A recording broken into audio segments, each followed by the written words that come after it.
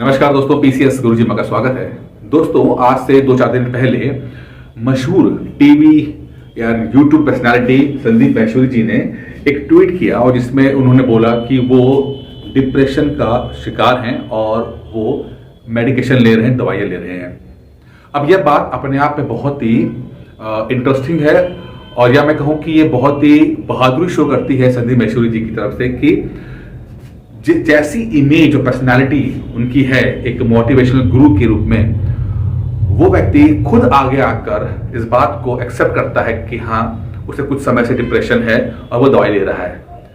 अब कुछ लोग इस बात को नेगेटिव टर्म में ले सकते हैं, लेकिन मैं इसको बहुत ही पॉजिटिव तरह से लूंगा कि एक व्यक्ति में इतने गट्स, इतनी हिम्मत है कि जो एक पब्लिक परसेप्शन उसके लिए बना है कि वो उसने दूसरों को डिप्रेशन से बाहर निकाला, वो ये एक्सेप्ट करता है कि वो भी इसका शिकार हो गया है और उसके लिए वो लड़ रहा है। ये ट्वीट उनकी बहादुरी को शो करता है, उनकी हिम्मत को शो करता है, वो अपने ऊपर जो सेल्फ बिलीव है उसको शो करता है।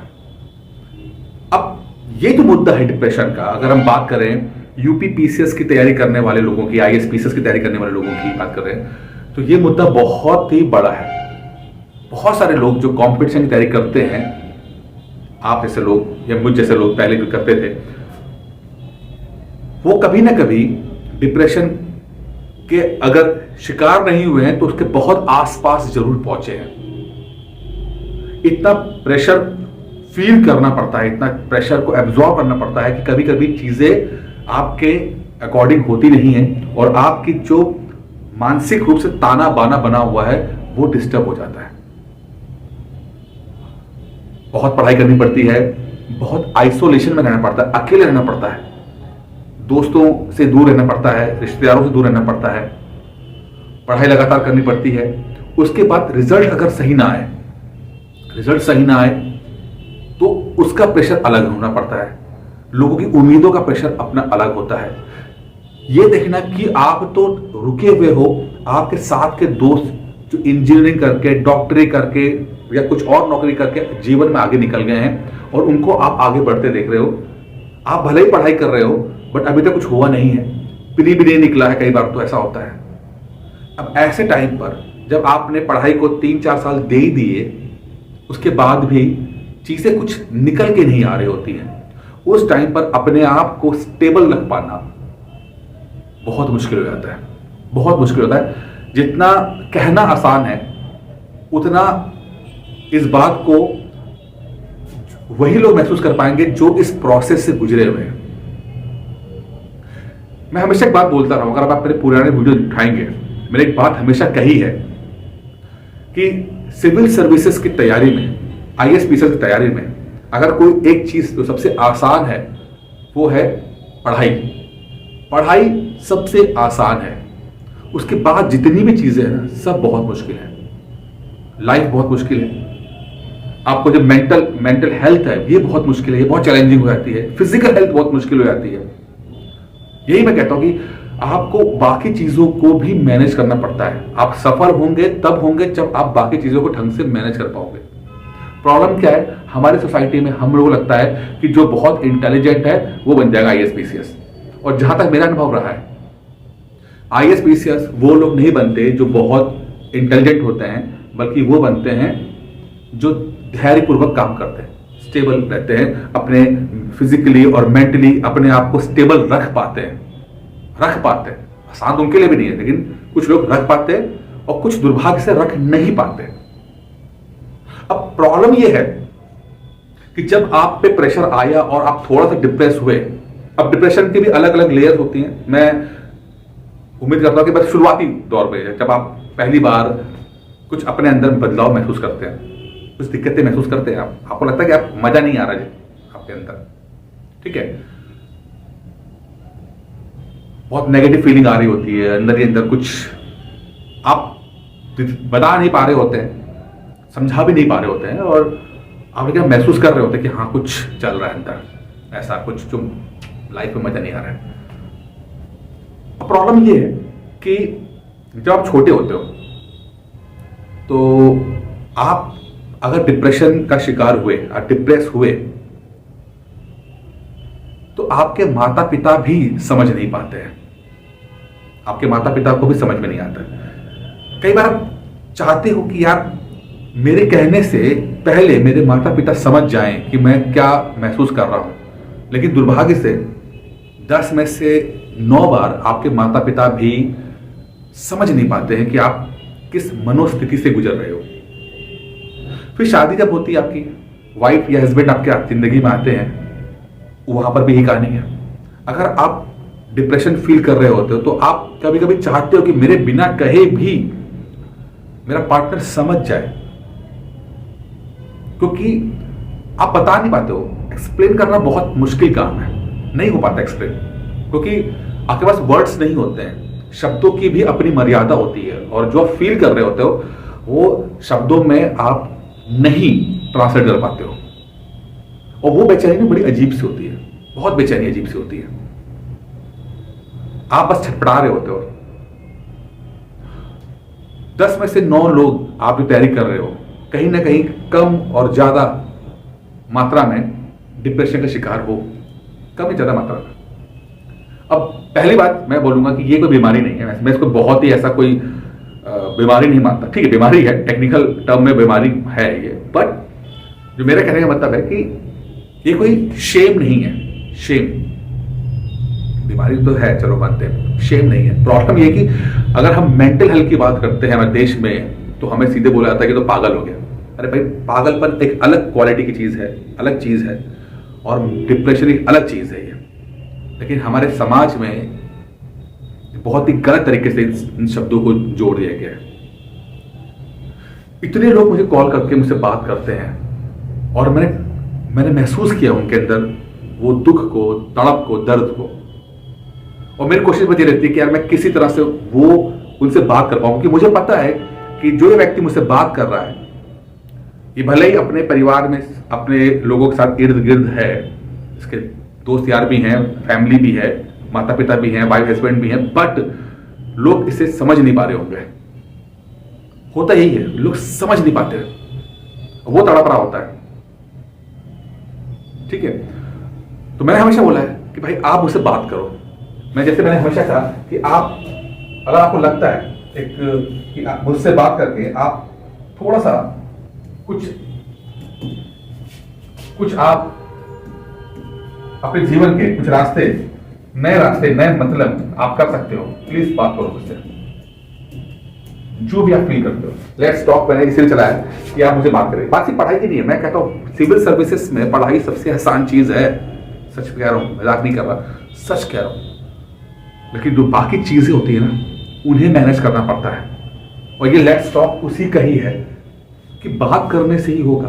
अरे खड़े होकर करंट अफेयर्स पढ़ा देने से, जीएस के 50-50 घंटे के वीडियो दे देने से सिलेक्शन नहीं होगा भाई। आपका ये जहन आपको ना आगे बढ़ने नहीं देगा, आपको जिंदा नहीं रहने देगा। यार पीसीएस बनना तो बहुत दूर की बात है।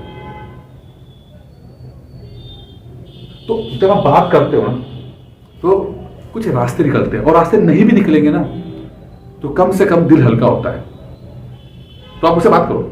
अगर कोई आपको नहीं मिल पा रहा है आपकी लाइफ में, और ज़्यादा मेरा अनुभव रहा है, जो मेरे डिप्रेशन का जब मैं शिकार हुआ, जब 12 साल की उम्र में मैं शिकार हुआ, और मैंने फील किया उस चीज़ को, जो आज बता वो खड़ा हुआ है बोलने के लिए। 13 साल की उम्र थी मेरी जब मुझे दिक्कत आई थी। प्रॉब्लम ये थी कि मैं चाहता था कि मेरे माँ बाप समझें इस बात को, पर वो समझ ही नहीं पाते थे। गलती उनकी नहीं है, फिर मैं कह रहा हूँ, आपके माता पिता, आपके वाइफ हस्बैंड की गलती नहीं होगी, क्योंकि वो लोग, अगर आप देखोगे, दे आर नॉट ट्रेन्ड, उनको नहीं पता, दे आर अनअवेयर, उनको नहीं पता, इग्नोरेंट है, नहीं पता उनको क्या हो रहा है। आपसे प्यार बहुत करते हैं, बट उनको पता नहीं लग पाता कि आपके साथ क्या चल रहा है, क्योंकि वो इस तरह से ट्रेन नहीं है। तो अपने कभी भी अपने पार्टनर को ब्लेम मत करो, अपने माता पिता को ब्लेम मत करो। शुरू में मैंने किया था, जब मैं छोड़ा था, जब मैं बहुत परेशान था, मैं सोचा कि यार मेरी मम्मी समझ नहीं पा रही कि मैं कितना परेशान हूं मैं। ठीक है, लेकिन फिर भी कहूंगा 10 में से 9 लोग आप में से, 10 में से 9 बार आपको कोई व्यक्ति नहीं मिलेगा जो आपको सुन पाए, समझ पाए आपको। अब इस चीज का एक ही समाधान है कि अगर आप अपने आप को कुछ प्रॉब्लम महसूस कर रहे हो तो आप किसी एक्सपर्ट से कंसल्ट करो, डॉक्टर के पास जाओ, बात करो यार। दवाई वही तो बात चलेगी, पहले तो बात तो कर लो कम से कम कि दवाई की जरूरत है भी कि नहीं है, पहले बात करो आप उससे, ठीक है। और उसके बाद जैसा कोई एक्सपर्ट बोले ठीक है कर लो। अब कई बार ऐसा होता है कि आप डॉक्टर के पास भी नहीं जा पाते हो, कोई व्यक्ति मिलता भी नहीं है। जैसे मेरे केस में क्या हुआ कि मुझे कोई नहीं मिला, मुझे उस बहुत पुरानी बात है, ठीक है। तो ना उस समय यूट्यूब हुआ करता था, ना कुछ हुआ करता था, ना डॉक्टर की बात, और ना मुझे ये टेक्निकल वर्ड्स भी पता थे कि क्या मुझे हो रहा है। मैंने एक चीज का महसूस किया कि जब मुझे वो थोड़ा सा डिप्रेशन से थोड़ा सा अपने आप को संभाला मैंने, तो एक चीज मैंने की जो मैं हमेशा कहता हूं कि आपको अपनी हॉबीज खत्म नहीं करनी है। अगर आप चाहते हो कि आप लाइफ में बहुत दिनों तक बहुत अच्छा रहो, प्रोडक्टिव रहो, बहुत अच्छा जी सको, प्लीज अपनी हॉबीज को मत खत्म होने देना, क्योंकि आपकी हॉबीज आपको जिंदा रखती हैं। आप आईएएस बन जाना, पीसीएस बन जाना, कुछ बन जाना, बट अपने हॉबीज को वो अंत तक लेके चलना, ये आपको लाइव रखेंगे, जिंदा रखेंगे और हर मुसीबत से निकलने का रास्ता बनाएंगे। मुझे बहुत कुछ पढ़ने का शौक था, मैंने पढ़ा, और पढ़ने के नाम पे क्या था, पेपर पढ़ता था, न्यूज़पेपर पढ़ता था, मैगजीन्स पढ़ता था, कॉमिक्स पढ़ता था मैं, क्योंकि वही चीजें अवेलेबल हो करते थे। उन चीजों ने मुझे बाहर निकाला है, कोई डॉक्टर की जरूरत नहीं पड़ी। जब इन चीजों से बाहर निकला तो मैं चीजों को लड़ पाया, और हो जाता है। आप भी जब करोगे, नई होपफुलनेस आएगी आपकी जिंदगी में, आप फिर लड़ ले जाओगे, नया टारगेट, नया तो अपने आप को जब मोटिवेट करोगे चीजें हो जाएंगी। कभी हो जाती हैं और कभी नहीं भी होती हैं, डिपेंड करता है। तो अगर अपने आप हो जाए बहुत अच्छी बात है, करना आपको खुद को पड़ेगा। 10 में से 9 बार कोई आपकी हेल्प के लिए नहीं आएगा, खुद ही आपको हेल्प करनी पड़ेगी, सेल्फ हेल्प करनी पड़ेगी। नहीं कर पा रहे हो तो तब आप कंसल्ट करो, डॉक्टर की हेल्प ले लो, कोई समस्या नहीं, कोई डर नहीं। आप तो बहुत ओपननेस आ चुकी है, आप कर सकते हो, कोई दिक्कत नहीं है। लेकिन हाँ, अगर आप एंजाइटी फील करते हो तो आप अकेले नहीं हो, हम सब ने को महसूस किया है अपने अलग अलग टाइम पे। और एक बात सबसे इंपॉर्टेंट है, अगर आप डिप्रेशन का शिकार हो भी गए, अगर आप हो भी गए डिप्रेशन का शिकार, एक बात ध्यान रखना, आज मैं जो भी हूं या मैंने जो भी अचीव किया, मैंने बहुत अच्छे कॉलेज से इंजीनियरिंग की, आईएएस का इंटरव्यू दिया, पीसीएस का इंटरव्यू दिया, पीसीएस गुरुजी स्टार्ट किया, लाइफ में जो भी पैसा भी कमाया, जो भी किया, कहीं ना कहीं उस डिप्रेशन की वजह से हुआ। अगर वो ना होता मेरे साथ तो मैं कभी भी अपने आप को रीस्टार्ट ना कर पाता, समझ ना पाता। मेरा हमेशा मानना है कि किसी भी चीज का निर्माण जब पूरी तरह से विध्वंस हो जाता है, उसके बाद ही नया नव निर्माण होता है। कभी कभी आपके अंदर की चीजों को टूटना जरूरी है कि आप एक नए पर्सनालिटी के रूप में बाहर निकलो। तो अगर डिप्रेशन हो भी गया है, कोई बात नहीं, हिम्मत रखिएगा। शायद ईश्वर चाहता है कि आपके अंदर जो जितना भी कचड़ा था वो खत्म हो और आप एक नए व्यक्तित्व के साथ बाहर निकलो। और जब आप निकल गए तो कोई आपको रोक नहीं पाएगा, कोई नहीं रोक पाएगा आपको। मैं जब अपने डिप्रेशन से बाहर निकला तो मेरे लिए इंजीनियरिंग का एग्जाम निकालना, एनआईटी में पास आउट हुआ मैं, और आईएएस के एग्जाम्स को निकालना, मेंस क्रैक करना, पीसीएस क्रैक, मेरे लिए सब आसान ही रहा है, आसान ही रहा है। आपके लिए भी बहुत आसान रहेगा। आपको बस अपने आप को जीतना है। जिस दिन आप अपने अंदर के कचरे को खत्म कर दोगे ना और नया नव निर्माण कर पाए अपना, तो आप समझ नहीं सकते कि आप कहां तक पहुंच सकते हो। Sky is the limit, sky is the limit. बस थोड़ा सा अपना साथ अपने आप को दे दो, ये साथ जरूरी है। आपको अपनी जरूरत है, आपको समय खुद निकल पाए, बहुत अच्छी बात है। किसी की हेल्प चाहिए, फिलहाल तो मैं आपको अपनी हेल्प दे रहा हूं, आप मुझसे बात कर सकते हो। 5-10 मिनट बात करेंगे, मुझे पता है 5-10 मिनट के अंदर बहुत चीजें निकल के आएंगी। और अगर ज्यादा दिक्कत आ रही है, प्लीज डॉक्टर से कंसल्ट करो, कोई छुपाना नहीं है। आपका जो जन्म हुआ है ना, वो आगे बढ़ने के लिए, सफल होने के लिए हुआ है। कभी कभी दिक्कतें आती हैं, आएंगी, ऊपर वाला चेक करता है कि आप जिस पद पे पहुंचना चाहते हो उस पद के लिए लायक हो भी कि नहीं हो। तो वो ईश्वर का अपना एग्जाम लेने का तरीका है। लेकिन घबराना नहीं है, सब कुछ पॉसिबल है। दुनिया बहुत होपफुल है, आप आगे बढ़ सकते हो। बस जो दिक्कतें आ रही हैं इसको ठीक से हैंडल कर लो, समझ से हैंडल कर लो, बहुत कुछ आप पा पाओगे। बाकी इस वीडियो में इतना ही था। उम्मीद करता हूँ वीडियो पसंद आया होगा। Thank you.